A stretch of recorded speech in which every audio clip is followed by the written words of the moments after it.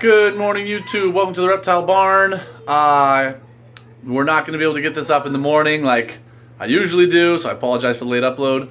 I just had something super important happen in our incubator, like bad important, so I wanted to just kind of put this video out as a quick tip. This behind me is the incubator for our pythons. For now, just ball pythons, but in the future, the Savu eggs, white lip eggs, the Superdwarf retic eggs, any other pythons we produce will go in here because we keep this at 89 degrees inside at all times with moving air, and the moving air is what I wanted to get at, okay? So let me back up a little so you can see what's happening here. This is just a cabinet from like Home Depot or something, okay? It's just a melamine cabinet. All the writing you see is just old old clutches. I peel the tape off when a clutch hatches and I stick it on there. But anyway, so inside the doors, there's a few key elements here.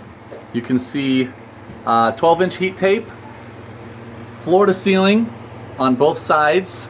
The entire thing, even the inside of the doors, is insulated, okay, with at least inch-thick insulation. There's only one sad and sorry little clutch in here, although it's a beautiful one. And I have never installed actual shelves. You can see, maybe, here's one probe that goes all the way to the ground, and then we have another probe that's here. So we're running off of a Herpstat 2. So it is completely separately controlled, each piece of heat tape. Now, and that's why it's beeping, by the way, because I've got the doors open. These fans, these are absolutely crucial, okay? And the reason I have two is because a long time ago, my one fan, the motor burnt out, and all of the eggs at the top of the incubator cooked and died, okay?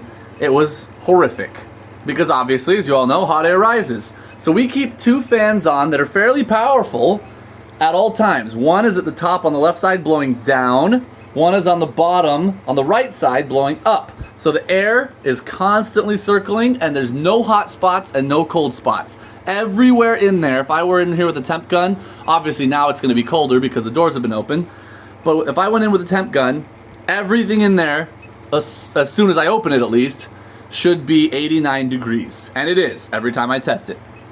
And that's what we want. Now, one of our fans went out. Luckily, we now have two fans.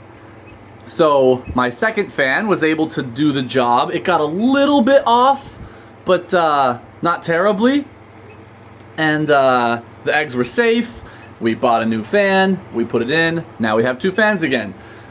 We also bought a backup fan, so that if it happens again, we don't even have to go to the store. We can just immediately replace it.